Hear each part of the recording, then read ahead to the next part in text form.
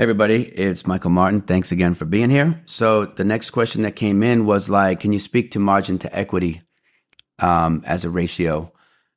So a lot of folks look at, or let me give you some context.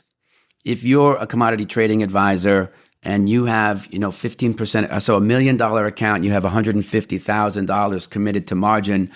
For systematized CTAs, you would be, I would think, like towards the upper boundary of committing margin, because when that all that margin means is, it's 15% of a notional value, right? So the question then becomes, if you had $1 million in cash, what is the actual notional value of what it is that you're trading? Because therein, to me, is a good measure of leverage.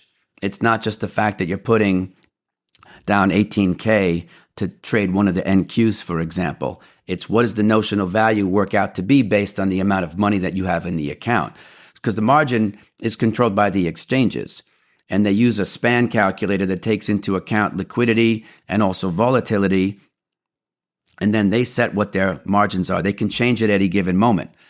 The FCMs and the clearing members can then use those as the lowest number. Sometimes they make them stronger, but they can't go lower. So, unless there's some funny politics going on, there's really no way to say, well, you're going to trade the NQ and take it home with you, that you cannot have 18,000 of margin. Now, if you create spreads, you're simultaneously long and short the same instrument of two different expiration months. So for options folks, it would look like a calendar spread, right?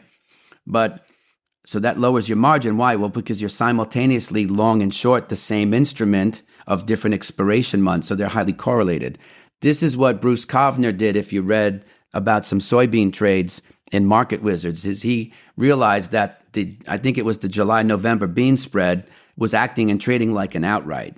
So cleverly, he decided to put on the spread because he could put more contracts on. Why? Well, because spread margin might be only 10% of what the directional outright for one contract might be. So if I'm long July, short November, right, that might only be $1,800. If I was going to trade July long on itself, might be $18,000. So he was like, I can put on 10 spreads as opposed to one outright and have the thing net perform like I'm 10 directional units.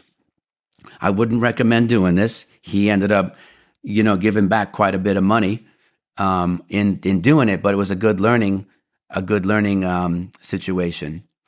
So when someone asked me again about one of my better trades, I found myself in a spot where I had an account that I think it was like a 401k rollover thing. It was like 50K, and I traded some sugar. I was trading much larger. Okay, I think the account had an almost 40% drawdown. Now that's I think I had maybe 30 million in client assets at the time. I had over 10 years of trading experience. I had already been in the trading tribe, for example. And I think in 2004, I was ranked, number one as far as emerging CTAs. I don't know if there were, established CTAs at the time, but I was doing as well as I could possibly do. My pistons were firing in the right direction. I was trading again, very large. And I remember there was a time when in that sugar trade, in the early part, that I had, X amount of contracts, I was in a 40% drawdown. So the 50K was 30K, and of the 30K, 20,000 was cash and 10,000 was unrealized gains in sugar. So it was I'll do a case study on it one day, but it'll be, in order to do it right, it's going to be like 4-hour program, and I don't have the time for that right now. But when you see the confirmations, which I still have from my clearing member, which was ED&F Man at the time, you'll see I'm taking lots of small losses. I just got a big number of them in a row.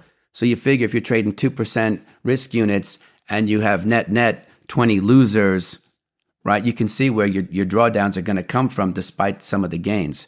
So you go to school on yourself, you learn. This kind of helped me to cut my thing that I talked about yesterday so that I wasn't losing as much money.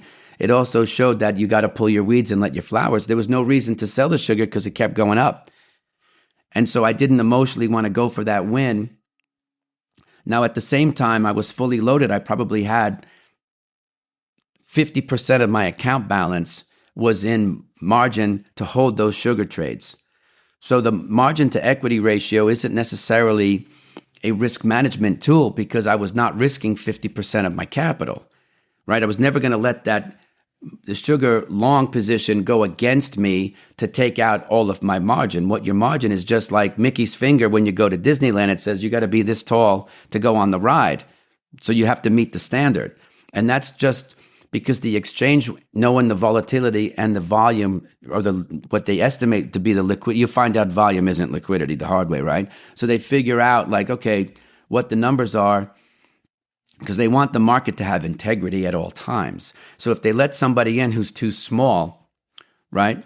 Or if they don't put exchange limits as to the number of contracts that you can have on the same side of the market, right? Which would be long futures, long calls, and short puts, and aggregate all that, you might find the marketplace itself doesn't have the most integrity because any one player could either really screw things up or take advantage of, and push the market around, at least on the future side. Remember, it's the cash market that drives futures, not the other way around, despite what you hear from the politicians. So you cut your position size. You want to be mindful, right? Because you can't buy more contracts than cash that you have. But mind you, the way the accounting works at the FCMs, because somewhere, no matter who you're using, the money is custodied at an FCM. And then they mark everything to the market. So now you have a big position, 50% of your cash is in margin. As that contract goes up and up, your open trade equity increases, and that creates more buying power. So your risk isn't on or necessarily the margin that it requires to hold a big position. Your risk is the distance between your entry and your exit multiplied by the number of contracts. So, and getting to that spot is an art and a science unto itself. If you're using ATR-based systems, it's all calculated for you. The volatility takes into account the dollar amount and the percent of your account that you're willing to risk, and it calculates everything right down to a T based on the volatility again and the amount of money that you want to risk on your account, right? So to give you some context, say you had $1 million in your account and you were risking 0.5%, so $5,000. I think if you look at the 20-day ATR on the NQ, the big NASDAQ futures contract, and I'm not saying to buy it or to sell it, I think the volatility on that using the 20-day ATR is about $5,200. Call it $5K. Now, if you're running a strict system and said, I have $1 million, I want to risk 0.5%, and you took the ATR and you multiplied it, I think the multiplier is what, 20? It would come in at 5,200. But 5,200 is greater than 5%. So the amount of contracts in your risk unit at 0.5% would be zero. And that's doing it strictly and very puritanically using that model. If you're like, okay, it's close enough, I can buy one contract. That's $1,000 as margin. So it's almost 2% of $1 million to control one contract.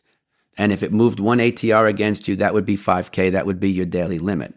So I don't know if 2% is a lot or a little to you of $1 million, for example, right? So suppose you had a bunch of different contracts across several instruments and you added all that up. Then you also might have stocks and regulation T.